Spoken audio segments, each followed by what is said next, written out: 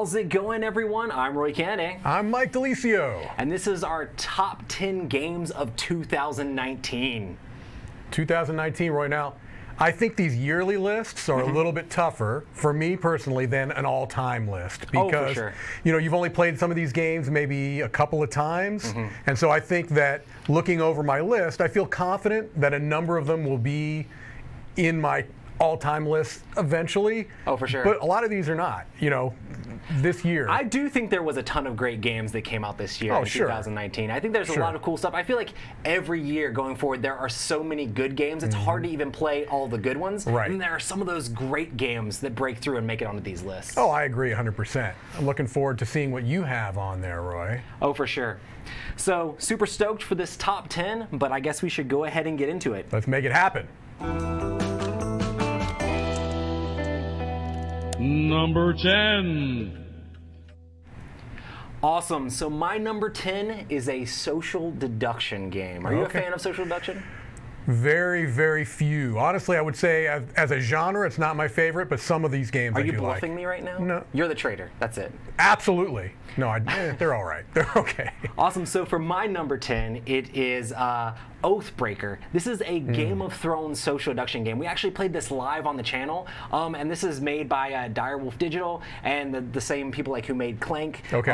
And I just really enjoyed this game. I think this game just hit on for me on all cylinders just because it was like it came out when Game of Thrones was ending up, and it was a lot of fun, and I really enjoyed like the dynamic. It has sort of that like secret Hitler vibe, but I just felt like it was way better done in this game. And I'm a huge fan of social deduction in general, and if you go back and watch the video, I think you can say I did a pretty good job figuring out who everybody was and when everything was going on. I'm just like, I know who you are. I know what this is. Let's do this. Wrecking people. It was a lot of fun, and I'm really glad this is in the Dice Tower library because it's a lot of fun to play.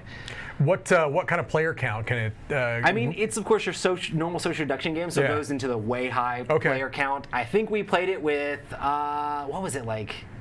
6 or 7. No, we played like 6 players, but it was still a lot of fun, and I think it would be even better with higher player counts. And this is one that I really want to play more, but I really enjoyed it so much that it made my top 10. Okay, no, I haven't played it. I know very little about it. Is it a team-based game, or? It is definitely teams. You have different sides, whether people are betraying, and then you have a person that's like the king who's trying to like figure out different stuff about the different people. Right. So it makes it pretty interesting overall. And it's just got that Game of Thrones like theme. You're all different houses and different characters from those houses, and they have special abilities, and you have your own secret objective that you're trying to get certain cubes of different types like loyalty or honor or whatever it is for the game. So sometimes as a bad guy you could be doing good stuff just to try to fulfill those objectives. It's like, oh look, they're doing this good thing. Okay. But then in the long run you're just trying to fulfill that so then you can betray and stab somebody back. Right. Very Game of Thrones style.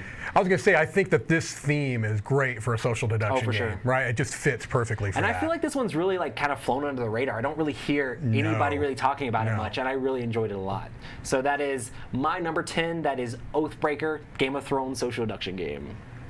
Awesome. Well, my number 10 is a game that feels a little bit like a cheat, and I'm going to be very transparent about this right up front. When we made these lists, I had played this game once. Yeah. All right. Now, since I have played it 6 more times, it's a game that I have not won yet. A brutally difficult game. I think I might know which game this is. This is Cthulhu, Death May Die from, is it what, Come On? Come On, that's what they say to call it. Eric Lang and Rob Davio, a joint design. Now, this is one that I fully stipulate may fall off the list. It may go up the list. Yeah. I personally like it a lot. We played a live play of it here in the studio. This week. Just this week, sure exactly right. And so, you know, is the Cthulhu theme tired? Yeah, it probably is a little bit tired, but I think they handle it a little bit differently here. It's much more of a action-based game. It is really a dice chucker, heavily luck dependent. Some might feel a little too luck dependent. It's very pulpy and it's fun. Like if you're into that like zombie side style thing, if you like that sort of game, like this is like Arkham Horror zombie side or Mansions of the Madness zombie side sort of thing. Absolutely. I feel. I think my favorite aspect of it is the modularity. The way it works is that there are different episodes in the box. I think there are 6 in the base box, and you mix those cards with the cards that are attached to a particular elder one, right? Great older one. And so you can mix and match those. They don't play tremendously different from what I've seen. I've played 3 different episodes so far, but I do think that there's a possibility to get a little bit more modularity, a little bit more where you're doing something a little bit different. But I don't know. I've had fun. Even getting destroyed, crushed every game. I want to keep playing it. I want to win. And I feel like if I do win, or when I win, it's going to feel like a real accomplishment. I think the miniatures are awesome, but when you win, it'll be based off how lucky you are and roll those dice. That's you for sure. You may be right, Roy. Oh, well. Awesome. So that's our number 10s. Let's go to number 9. Number 9. All right, so my number 9 is another game that has like an interesting element to it. It is actually a bidding game, and that is a bidding game. It's kind of got an interesting theme about like acquiring different, like, I guess it's like, what is it, like factories and different things from different countries, and that is QE. This is like a crazy interesting game where you're all bidding, but you can bid any amount you want, but whoever has bid the highest loses the game. So it's like this whole thing of like you're trying to collect the sets of the different factories and figure out exactly what you need to get extra points, but you have to bid. And like the beginning of the game, it'll be like, oh, people are like all super conservative in their bids, like $1,000, like, oh, $1,000, that's cute, you know.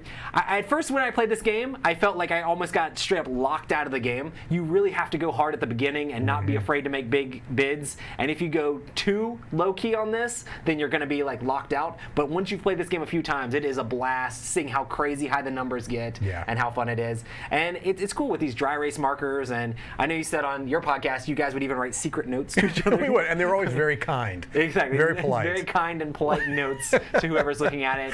Because like one person sets up the bid, and then everybody else bids around it. And you can kind of use that setting up bid to push the numbers higher and higher and higher. And it makes the game a ton of fun. So that's my number 9 QE. I think you might be talking about it in a second. Roy, an interesting choice here with your number 9 choice, because I also chose QE, and this was just completely by happenstance. So this game came like a bullet for me. I played it towards the end of this year. I had been hearing people talking about it, and I do like auction games, but for some reason, when they described how it worked, I thought it was going to be a gimmick. Oh yeah, I thought, okay, this is. It's a clever idea, but it's going to be a gimmick. What's the game? It's all going to be about the meta. But they're really, amazingly, somehow this works. Yes. And what is great about it, I think, is that I've played it with multiple groups of people. I've played it in groups where I knew everybody at the table really well. And that set up a very distinctive type of experience because everybody knows each other. You can get into each other's heads. You can kind of, you know what type of gamer they are. Yeah, for sure. And those work really well. But I've also played it with almost complete strangers. And that is a really interesting situation because you learn about people. Oh yeah, for sure. Through playing this game, you know, because like you said, you can bid anything you want. And what I've found and what you mentioned is that very often early on, people will get really thrown off by how high those early bids are. And I'm thinking to myself, $10,000 by the end of this game might as well be 12 cents. Oh yeah, for sure. It means literally nothing. is nothing. Right. The first time we played, me and Ambi were being super conservative with our thing, and the other 2 players playing were just bidding up. Adam and Crystal were just going higher and higher and higher. And it was like, one of you is going to lose. And they're like, yes, but the other one of us is going to win.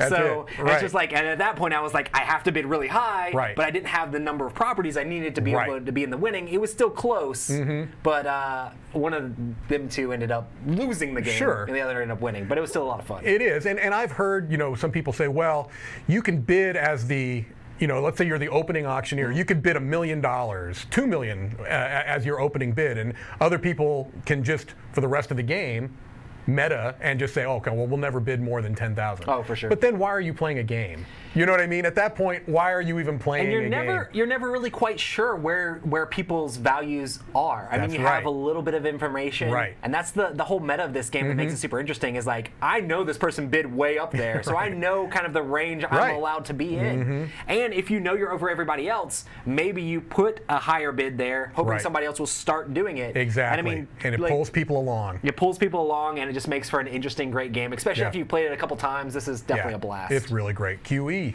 Our number 9. Number 8. All right, my number 8 is.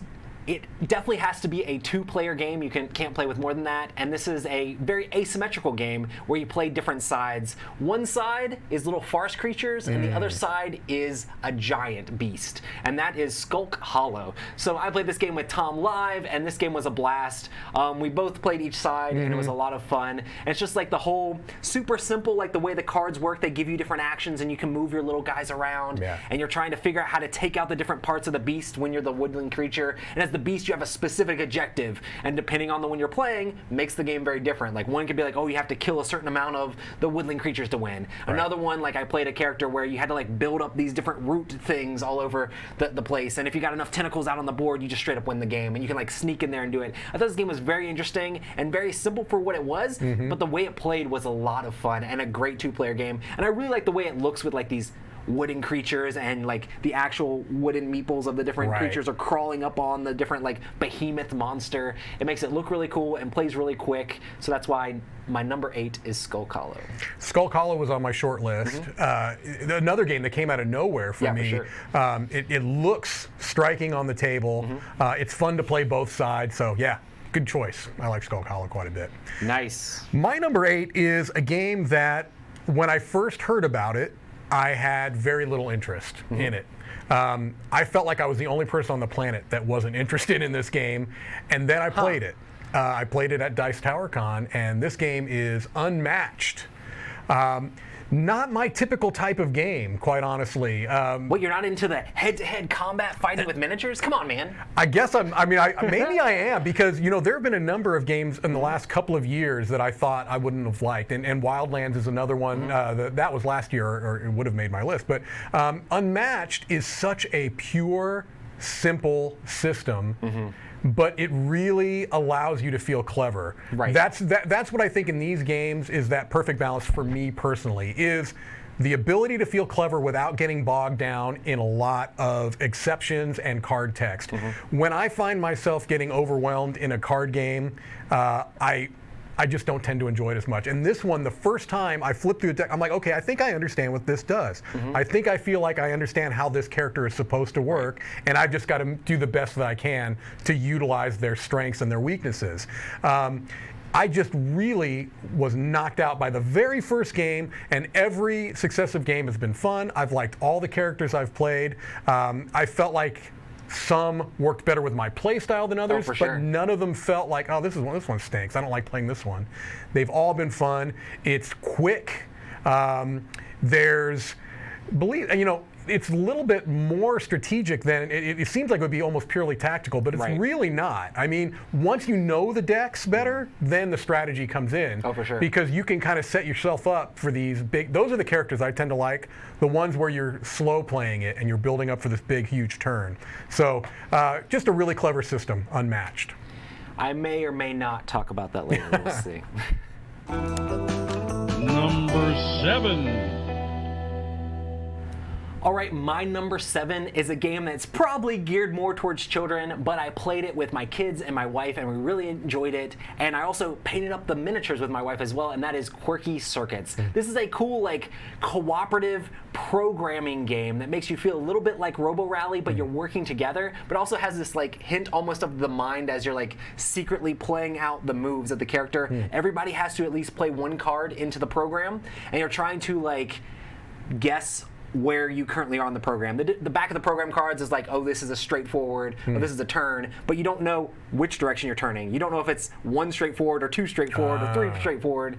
And there's all sorts of different things. There's also like a sushi shelf where there's this conveyor belt of sushi going around. You gotta like move it to the different people. There's like a dog that's like very pick up and deliver. You go over here, grab some bones, and drop the bones off over here. And it's just a lot of fun and like a simple game. I think it looks really cool, and I think it's definitely interesting. Like I really enjoy a lot of Nikki Valens' games, and this one is just completely different than other things like Mansions of Madness, and it's just so simple and like friendly, you know. Yeah. It was fun to play with my kids. There's probably still a little bit too young for it, but I played it with my wife. I played it with Jason a few times, and it's definitely been a lot of fun, and that's why my number 7 is Quirky Circuits. Haven't played it yet. I'm usually a little bit afraid of programming games, but this looks like one I could probably jump into. Yeah, and it's cooperative, so you're working together. So you know, it's like if you are annoyed by Robo Rally and people messing up your plans, everybody doesn't want the plans to get messed up. You're all working together and trying to be smart and like intelligent about your moves together as a group, which makes it really fun. Nice. Awesome. All right, well, my number 7 is a game in a genre that is probably oversaturated. The roll and write genre has become all Roll and write the is rage. oversaturated? Maybe just a touch, right? Just maybe a little bit. But I feel like this one stands out from the crowd, and that is Fleet the Dice game. I feel like I know who put you up to this. You can blame Brant all you want. Brant, but no, this is, I almost didn't put it on the list because of Brant, but that's all right. No, it's a good game. It has to be on here because it is one of my favorites of the year. It has, I think, a really good balance of being approachable enough. Now, I would not choose this as an introductory roll and write game at all. It's a little overwhelming in that you've got 2 sheets with a whole lot of information on each one of those sheets, and so that can be daunting. But once you understand how it works, it really flows well. It just gives you more decisions than you'll find in a typical roll and write game, but without being so overly complicated. I think that's a hard balance to walk sometimes, and I think Fleet the Dice game does that better than any other roll and write I've played, where the complexity is there. You really, at the end of this game, it doesn't feel like a filler. You feel like you have played an actual full-fledged game, but it's not so overwhelming in the rules that you could teach somebody in probably 15 minutes on how to play it. It's based off of an older card game called Fleet. Nautical themed. You're fishing. The theme is, like in almost any roll and write, barely there, but that's okay. I mean, it has some beautiful dice. The components for, usually you don't talk about components in a roll and write, but the components are just fine in this game. It just, to me, it feels the most like an actual game of any roll and write I've played. So if you want a more complex roll and write, talk to Brant. That's right, because he will have it on him at all times. Crazy. Awesome. Number 6. All right, this game is sort of like an engine building game where you're trying to get victory points, and the only number of victory points you need is 10 to win the game, and that is Res Arcana. So you have this deck of cards that you're trying to like change out resources and do all sorts of different stuff. I really enjoy this game. I played it several times over the year. I played it at Dice Tower East and Dice Tower Retreat, and it's definitely been a ton of fun playing it with everyone I have. I'm not super good at this game yet because I've definitely gotten crushed multiple times, but it's definitely been a lot of fun to play and try to figure out how the combos work and try to protect yourself from dragons stealing all of your stuff or using dragons to ruin everybody's day. It's definitely a super interesting, fun game that gives you, definitely has like a lot of iconography going on and stuff like that, like some of other of Tom's games, but it's definitely super fun the way that it works out, and it's got that whole engine building feel. Have you played Res Arcana? I have.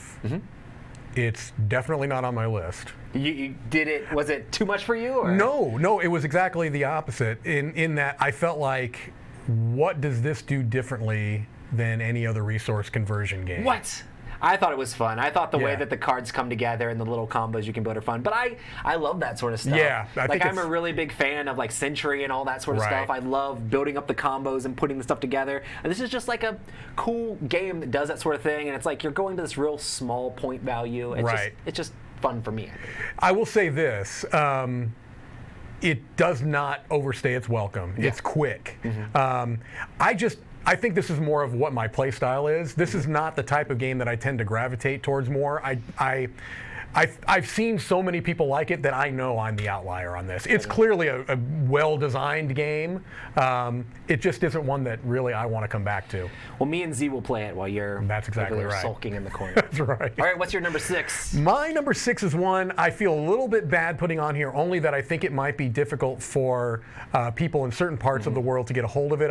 It's an Essen release, but it has not come to North America yet, as far as I understand. Gotcha. And this game is called Aquatica. This is a game that, as soon as I heard about it, I was interested because I like the theme. Oh, for sure. I'm a sucker, for one reason or another, for water-based themes. I don't know why. And this game it has little plastic manta rays, right? It does. The mantas are so cool. This They is are one game that I cool. really wish I had played this year. Yeah. It's thematically, again, barely there. You could have chosen any theme for this, but I'm glad they chose this one because I like the theme and the art is gorgeous. The components are amazing. You've got kind of dual layered boards, and that's one of the kind of tricks to this game, is that you're playing cards to allow you to take actions. And so everyone has a starting deck of cards, and everyone has an individual unique, I think it's a king card, that allows you to do something a little bit differently. But then you're also going to be recruiting characters into your hand. So it's a bit of a deck building game. Oh, nice.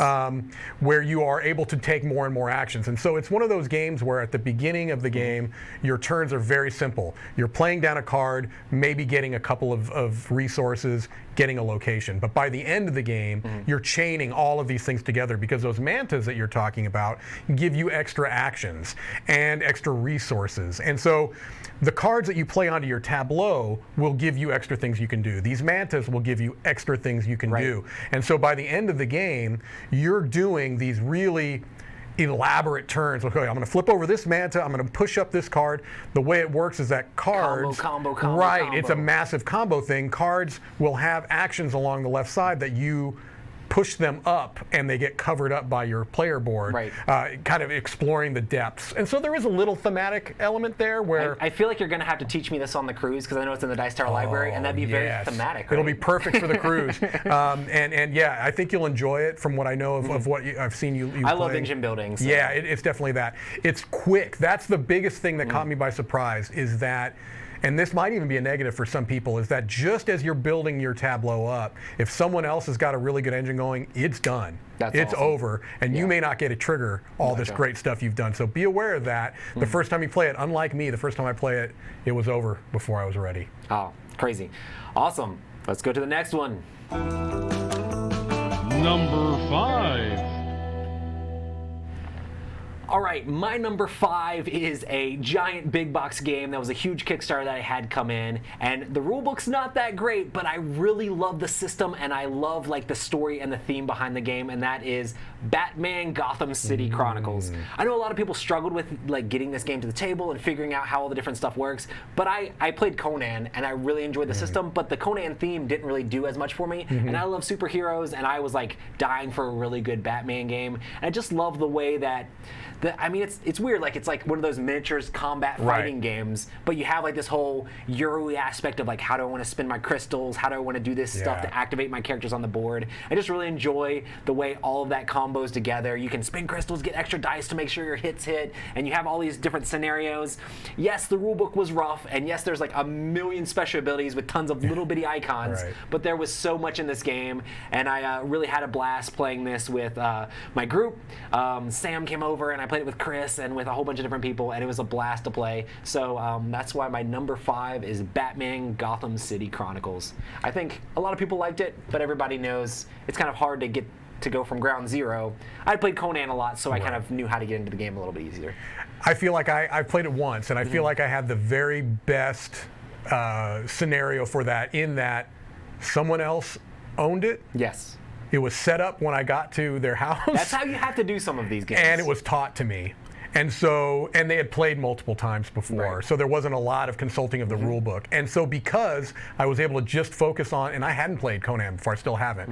I didn't know the system at all, but the way it was the way it laid out and looked on the table, I was excited already, and being able to have it taught, it was a lot of fun. I really did like it. I just knew that for me to get it onto the table would be very difficult. Oh yeah, for sure. I love the whole like river thing of the bad guys, smart. where it's just like, oh man, do I activate this guy? Do I activate that guy? I love that, and with this theme on it, it was a no-brainer for me for my number 5. Yeah, no, it's a good game.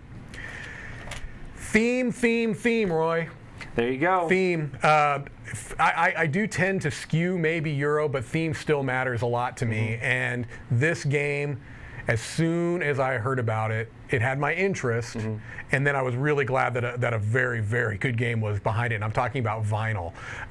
Now, strangely, I'm not really interested in vinyl records per se, but I am interested in music and music collection, and that's what this game is. You used to work at a music store, I too, worked right? at a music store for years and years and years before I got into teaching, and vinyl is all about set collection, and it's a perfect theme for a set collection game. You are literally going to these record crates, digging through the crates. All of these little cards represent different albums, and you're collecting different types of albums. So you're trying to get sets of albums maybe from a particular decade or a particular genre. And it's a worker placement set collection game. Very, very simple. The base game, I would almost call it gateway. If you were familiar at all with set collection and with worker placement, I would say the complexity is no more than maybe something like Lords of Waterdeep, maybe even less. But there are different expansions that you can add to it that if you are more into the heavier gaming experiences, you can have that playing this game as well. It's very modular. Each of the expansions changes some of the base rules enough so that you're getting a slightly different experience. But to me, this one is all about the theme. I like set collection. I like worker placement. I love the theme. This one was a no-brainer for me. Vinyl. Awesome. Number 4. All right, my number 4 is a crossover with Mike DiLisio. What do you think it is? Something I've already chosen. Something you have already mentioned so far. Wow. Okay, I'm going to say unmatched. It is definitely unmatched. I definitely had a blast with this game. I actually played the Star Wars Epic Duels game before. This is quite a bit of a divergence from Star Wars Epic Duel, but I really enjoy the way this game plays, like the head-to-head with all these different characters that have very different decks and feel different as you play. They all have different minions with different stats and how they can move. I played a whole bunch of different people in this game, and it's always interesting to see how those characters pair up. And I've also played like 3- and 4-player games of this as well, which is super, like, I don't know. I really enjoy the meta of, like, a lot of people don't like to play miniatures games where you're not really having a specific person to attack, but it's just the meta of trying to like talk this person in or out of attacking you, and they're currently winning, attack them. I've always found that fun, the whole negotiation aspect. That kind of happens when you do this battle royale thing. I know you can play the game as teams as well, which is also really cool. But it's just awesome to have all these different like characters and play them off against each other. I definitely had a ton of fun playing this game. I played as like Bigfoot before. I think I played almost all of them. I think I haven't played Sinbad yet, but someone else played Sinbad and he looks so cool. Yeah. So I'm really excited to see what else is coming for this game, and what's in the game already is still really cool. So if you haven't checked out Unmatched and you want like a quick tactical but also sometimes strategic game where you're miniatures fighting that doesn't have the randomness of dice in it, check out Unmatched. Yeah, and I am excited about the new expansions that they've been announcing. Those look great too, so I'm with you. It's going to be great. All right. My number 4, I would say, is a phenomenon. Oh, yeah. It's a game that has kind of taken the hobby by storm, and that is Wingspan. Wingspan, just by nature of being as hyped as it was, has had some very vocal fans and very vocal detractors. But to me, this game is a lovely, pure system. It's card-driven. Now, does the look and the theme set it apart? Sure. I mean, you know, if you'd had a different theme and if it had different components, it probably would not have been as big of a splash. But this is a game that I have played many, many times with many different groups of people, and it has gone over well with just about everybody. You have to, I guess, be willing to play a game about birds. Yeah. I've never had a problem with that. I've played games where I'm a cloud and I've enjoyed it. So I'm fine with playing as somebody that is trying to attract birds to my, is it an aviary? Yeah. Aviary. I feel like this game has been like a smash hit this year, and I would be shocked if it doesn't just clean house with awards and all sorts of stuff in the coming year when we're looking at all those things. Right, but I think this game has, well, I would say legs, but I think this game has wings. I think that this game is going to be an evergreen title. I think we'll still be talking about Wingspan in 5 years. I think people will still be playing Wingspan in 5 years. I really do. Have you played it with the expansion too? Not yet. I haven't played with the expansion yet. I'm looking forward to it. Let's get those European birds in there too. Why not? I've heard those are more take-that-y, and if I'm honest, that worries me a little bit. Gotcha. I don't mind interaction, but this game is a little more about building up, so I want to see. I'm keeping an open mind, but I am a little concerned about, is it going to be tearing down what you've built? But gotcha. I'm going to give it a shot. Awesome. Let's go to our number threes. Number 3.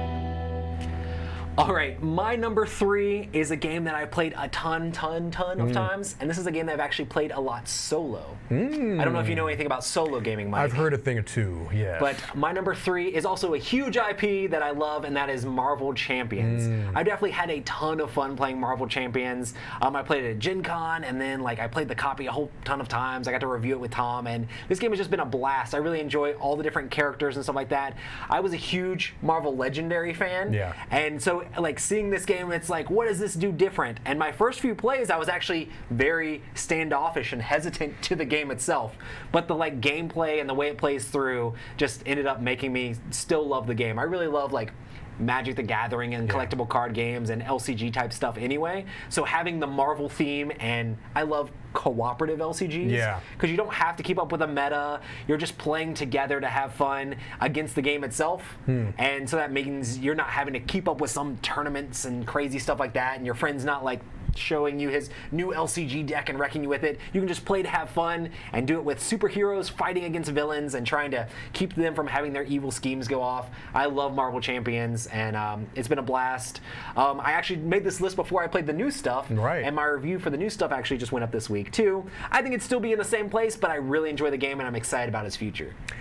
I've been on record, Roy, as saying that LCGs, CCGs are not my jam. I don't particularly like them. The model doesn't work well for me. However, if I'm going to play an LCG, this is the type of LCG I want to play. I've played it with you because I think that it is quick. It's not overly, there's not, it felt like to me there wasn't a tremendous amount of exceptions. I wasn't constantly having to say, what's this keyword? What's that keyword? What's this? And it's cooperative. So those are the things that if I'm going to play a game like this, that's what I need, and that's what this has. So I think it's a good game, not in my top 10, but I certainly would play it again. Those LCGs can slip away with you with the amount of stuff that comes out for them. And the cool thing about the cooperative ones is that doesn't matter as much. You can still get the base set and play it and have fun with that, you know? And once you've played that enough, get the next thing, as opposed to being every single release I need. No, just get it as you want. You know? This one felt streamlined, not bloated, so that's why I thought it was a good one. Awesome. My number 3 took me by surprise. This was a game that I backed on Kickstarter, so I had an interest in it primarily for the theme, but later because of the designer. And this game is Coloma. This is by Johnny Pack. I think Johnny Pack Canton is his full name. And he earlier this year also designed Sierra West, which when I had backed this game, I hadn't played Sierra West yet, but subsequently had. Really enjoyed that game. And so when I got this, I was cautiously optimistic. This is a game set in the Old West, the Gold Rush. You're trying to kind of build up your boom town, so to speak. And what I really like about this game, and what I'm coming to find about myself more and more as a gamer, is how much I enjoy simultaneous play. I love simultaneous play. And this game, you don't always see that in Euro games. You know what I mean? So this is a straight up Euro. It's very much a point salad-y type game where you're trying to get points from many different ways, but you are simultaneously choosing an action spot. It's and there's only 5 action spots. And it has this really cool circular area of the board that has magnets, and magnets make everything better, Roy. I don't know crazy. if you know this. Nice. Yes. And basically, so it turns around, and it's also your round tracker because there's 5 rounds for every year, and each of those is a particular spot. You also play cards that allow you to make each of those rounds or each of those action spots potentially better. But if 2 or more people go to the same spot, it busts. Gotcha. Which means that one of the 2 actions that are at each spot can't be taken unless you've played a card that allows you to get an action if it busts. And so sometimes you want to be the only person at a space. Gotcha. Other times you don't want to be because depending on what cards you have. And it encourages table talk. You can lie. You can say, look, just don't go to 3 because I'm going to 3 and then you're going somewhere else. And you're trying to kind of, depending on the groups, they may get more or less into that. You don't have to have any negotiation in it at all, but it's there for groups that like it. It's a really fun game. Love the theme, love the art. Coloma, big surprise for me. That's cool because like this seems very Euro or whatever, and just like looking at the board, it's not something that I would normally be drawn to. But like simultaneous actions and bluffing and all that stuff seems like stuff that would be really cool. So this looks like a very interesting game. Awesome. Let's go to our number 2s. Number 2. I am a huge fan of Lord of the Rings and Tolkien, and I definitely love games with tons and tons of theme in it. So when you give me a game that is like one of my favorite games of all time, Mansions of Madness, and throw it in the Lord of the Rings world, it makes it to my top 10 list of the year, obviously, and that is Lord of the Rings Journeys in Middle-earth. Like, I really enjoyed this game. I played it a lot solo also. Have you even mentioned playing a game solo once on your list? I have played many of these games solo. I just haven't mentioned that. Okay. Yes, I really enjoyed playing this, and I played it with Chris and Tom and them, and it's definitely been a ton of fun. I love the fact that you're playing all these different Lord of the Rings characters, building them up slowly as the campaign goes along, and you're running through Middle-earth, doing all sorts of different adventures, trying to minimize threat. It reminds me of basically like the Lord of the Rings, like LCG, mixed with Mansions of Madness together, and it's just fun seeing these Lord of the Rings characters. I really wish they'd announce more things for the game, even though I haven't completed the new campaign at all. I would really enjoy like seeing new characters and new things and new bad guys to go up against, just because I really love that Lord of the Rings theme, and it's Fantasy Flight, so there's going to be expansions. Oh right? yeah, you know it. You know it. So yeah, Lord of the Rings Journeys in Middle-earth is my number 2 game of 2019. Wow. I have not played that one. I certainly would. I've played Mansions of Madness, but that's not one I've played. So I'll give it a shot. I'll certainly give it a shot. All right. My number 2 has been maybe the most hyped game of the year, even more than Wingspan. Coming from the same company, this is Tapestry. Oh, snap. Tapestry, Roy. Roy, is this a Civilization game? I mean, it's Civilization themed. I don't care. Roy, is it balanced? I mean, maybe now. I don't care. It's probably not a Civilization game. I mean, I can argue, and I have argued, but I'll even stipulate, hey, it's a Euro game with a Civilization theme. There you go. There have been balance adjustments already. I don't care. What I care about is that this game feeds me as a gamer. Yeah. It just, look, I've figured out over the years what games tend to speak to me, and efficiency puzzles do. And I think that's why a lot of Jamie Stegmaier games work for me, because they're almost all built around these efficiency engines, and that's what Tapestry is you're trying to be as efficient as possible. You're trying to look at what your civ power is, what the other civ powers around the table are, and figuring out, okay, well, based on what I've got and what they've got, here's my best potential path to victory. Now, you might start that path and find someone else doing the same thing, and you have to ask yourself, am I willing to fight going down this road, or do I pivot? And I love games like that where you're having to make these decisions early that you know you're going to be affected by later on. So I like the efficiency aspect of it. I like the theme of it. I love the art and components. Do they raise the price of the game beyond where it maybe could be otherwise? Yeah. But that's the brand. That's the model, right? You know what you're getting. And if that doesn't work for you, that's fine. And I would never argue that it should work for you, but it works for me. I'm shallow. I like my games to look good. I like picking up the little buildings and putting them on the thing. Is it necessary? Absolutely not. But I like it. I'm not the kind of person who would ever complain about a game having better aesthetics, because I love the way games look and I love things like that. I played Tapestry. I thought it was enjoyable. Like, I was mixed opinion of whether or not I'd actually like this game. And I played it. I really enjoyed the way that stuff worked.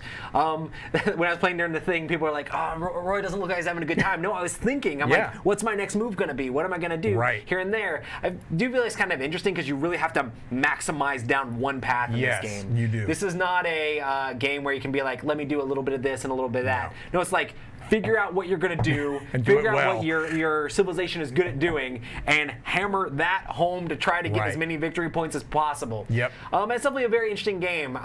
I'd play it again, and it'd be interesting to see how the different factions all work together now that there's different balances and imbalances in them and things like that. Right. So. Well, and that's you brought up something that kind of reminded me that all you're doing is you're moving up one of 4 tracks. Right. That's it, right? But the amount of thought that can go, like you're saying, you're thinking the amount of thought that can go into move up one of 4 tracks is very cool. And you're always trying to like remove your buildings off the thing to maximize the points you're getting for this and the resources you're getting. It's one of those get resources, get points games, but it was fun. Awesome. Awesome. And finally, number 1.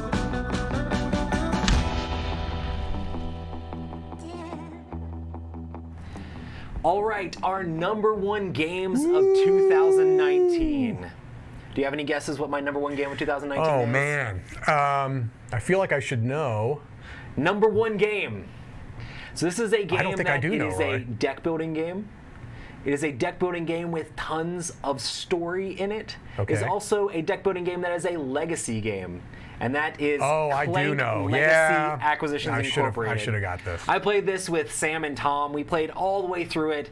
I love like story and theming games. I actually really enjoy card games. We were trying to do little combos and things, and deck building has tons of that. I love what they did with Clank and made this like a game that just fills it with story. And I played legacy games before where like you'll play a scenario and then like you'll unlock something and then you'll play a couple more games and you'll unlock something. This one, every single game is primed with things you unlock and things you read and different storybook things. It has like that near and far thing of where there's like books all around and you're trying to race to them to do them, because normally most everything you find out of these is positive. So you and all the other players are like running to them to unlock them and do the different story. And like it's kind of a weird thing because you're all working for the Acquisitions Incorporated thing together, but you're also like fighting off different things and trying to race and be the employee of the month and the best person. Like I made the most loot, I got the most stuff, I got the most treasure. And it was just a fun time playing. Sam trying to get out and kill me and Tom off, and me and Tom always pushing ourselves way too far, and then getting lucky on this or that, and like building up those card combos. It's super interesting. Like this card's really good, but it's gonna put extra Clank in, but I have this card and I'll take Clank out. I love the whole. Every single game, you're building this little engine, but there's tons and tons of story in there. I love what Penny Arcade did with like throwing all the story into this and putting it in their D&D world. And even if you have no clue what Acquisitions Incorporated is, you can still have a ton of fun playing this like silly, interesting fantasy game that has a great story. I love it. Like I think it's definitely going to be in my top 100. I definitely had a blast playing it, and I definitely recommend it. If you love Clank and you love games with story, Acquisitions Incorporated was a ton of fun.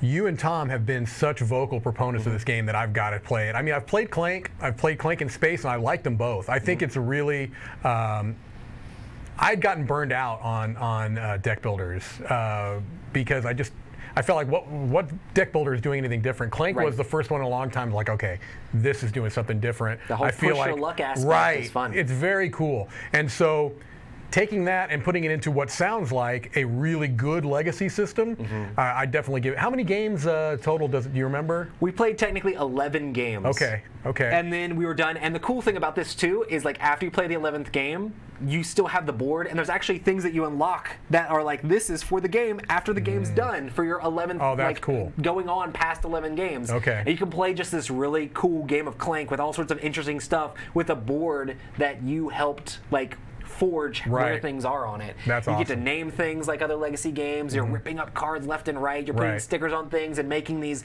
deck building cards even better. It's just like legacy with a game that is like already like solid. Yeah.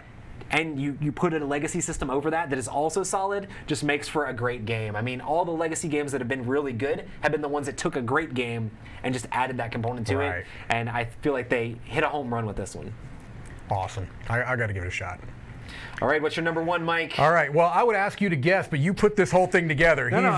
You see Command Central here? Roy is running this whole thing, so I know you know, but you don't know. My number one game is Paladins of the West Kingdom. Anybody who's seen any of my my videos before will know that I am a huge proponent of the Shem Phillips games. I loved Raiders of the North Sea, loved the expansions. I really enjoyed Architects of the West Kingdom.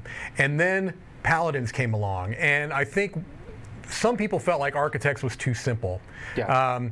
They're usually all variations on the worker placement theme. You know what I mean? And so with Architects, you started with all of your workers, and you were losing them over time, whether they were getting arrested or going to build something. Paladins is another kind of variation on that, where there's still worker placement elements to it. But to me, the best part of the game is about you have so many different paths to victory, and you are unlike maybe something like Tapestry, where you know right off the bat what you probably should be going for, and you're just trying to make the best use of that as you can. In Paladins, you have to every turn figure out, okay, what's going to be my best way to maximize this turn? Right. And so you're drawing. It's very tactical. It really is, and I'm a tactical gamer. I've learned this, that I'm much more tactical than I am strategic. I like pivoting. I like having to think on my feet. I like having to look at something that looks like it might be a problem and trying to figure out how to make the best solution out of it. And Paladins allows you to feel clever. It allows you to feel like, okay, this turn, I'm going to be trying to make this happen, and how am I going to do it? Right. You have to balance different tracks against each other, because one kind of ability will affect a different ability, and it's just, you have different colored workers that allow you to do different things. It's a little complicated. I will say this. It is a game that is not the easiest to teach, but if you're willing to kind of slog your way through understanding how it works, it is very satisfying. Gotcha. You really feel like at the end of a game of Paladins, like you have had this big epic experience. Not a whole lot of player interaction. You're asking have I played a lot of these solos? I've played Paladins solo a lot. I've played it multiplayer, a few times, maybe 4 or 5 times, but I've played it solo probably 20 times. And it has a great solo system. It has tremendous, tremendous art. Gotcha. The components are great. It's such a good Euro. It really just is such a good Euro. It fits my gaming type to the core. Paladins of the West Kingdom is I love it. I love it, love it, love it. Awesome. Well, that is our top 10 list of 2019. Make sure to leave in the comments down below your favorite games of 2019. Is there something we missed? Is there a solo game that Mike should have had on his list? I probably did. I probably had it on my long list. Smash 'em up thematic game that I should have had on my list that I must have missed. I'll try to play it on the cruise with Mike. But yeah, we'll make it happen. But yeah, awesome. Thanks everybody for joining us for this. This has been a ton of fun. I've been trying to run this whole thing by myself here. At the same time, I'm normally over there running the stuff from behind the scenes. It's been seamless, Roy. So seamless. Thanks for bearing with us for that. It's been fun. But yeah, I think it was an amazing year. I'm super stoked for games coming out next year, but I think 2019 had some great stuff to play. It was a good year. I think we are very lucky as gamers that we just continue to have all of these amazing games every year. Nice. All right. Awesome, everybody. Well, I guess we'll see you on the next one. I'm Roy Cannaday. I'm Mike DiLisio, and this has been the top 10 games of 2019. Peace.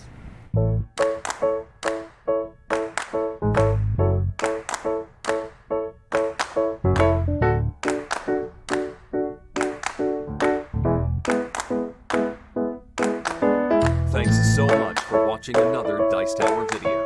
If you enjoy our videos, subscribe to the channel for more fun, comprehensive board game coverage. Also, consider joining us at one of our events. Come to Dice Tower Retreat, a small, intimate gathering where gaming is king. Join us for Dice Tower Cruise, the largest board game cruise. Attend Dice Tower West in Las Vegas for gaming fun on the West Coast, or Dice Tower East in Orlando in sunny Florida. Dice Tower Conventions, the friendliest gaming conventions on Earth. I'm Eric Summerer, and you've been watching The Dice Tower.